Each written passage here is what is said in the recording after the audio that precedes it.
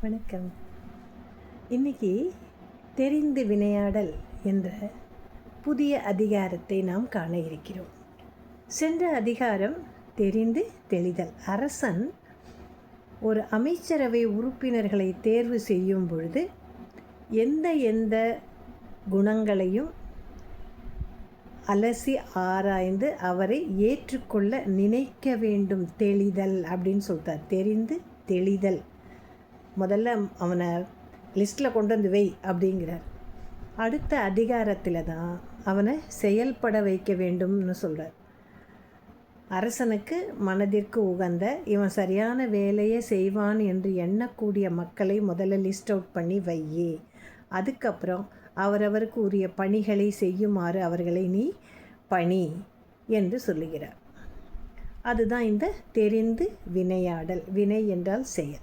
எடுத்தோடனே அப்படியே பதவி கொடுத்தா நீ போ அப்படிலாம் சொல்லக்கூடாது.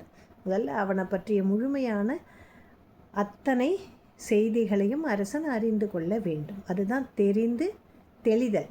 அதுக்கு அடுத்தது தான் தெரிந்து வினையாடல். இப்போ இதில் குறள் பார்க்கலாமா? நன்மையும் தீமையும் நாடி, நன்மையும் தீமையும் நாடி நல்லம் புரிந்த தன்மையால் ஆளப்படும். நல்லம் புரிந்த தன்மையால் ஆளப்படும். நன்மையும் தீமையும் நாடி நல்லம் புரிந்த தன்மையால் ஆளப்படும். ஒரு செயலை செய்கிறவன் எப்படி இருக்கணும்னு தெரிஞ்சுக்கிறது தான் சென்ற அதிகாரம். இப்போ அந்த செயலின் நன்மை தீமைகள், ஒரு செயலின் நன்மைகளையும் தீமைகளையும் நன்கு ஆராய்ந்து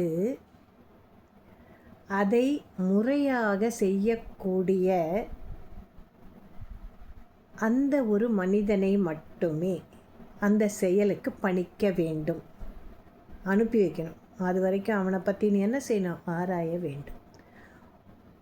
ஒரு செயலின் நன்மை தீமைகளை அறிந்து நல்லதையே விரும்பும் குணமுடையோர். மக்களுக்கு இது நல்லது, இதை செஞ்சால் அவர்களுக்கு அந்த குறை தீரும் என்று எந்த எண்ணத்தோடு வருகிறானோ அப்படி செய்பவனை மட்டுமே நீ பணியில் அமர்த்த வேண்டும் என்று பணிக்கிறார் வள்ளுவர்.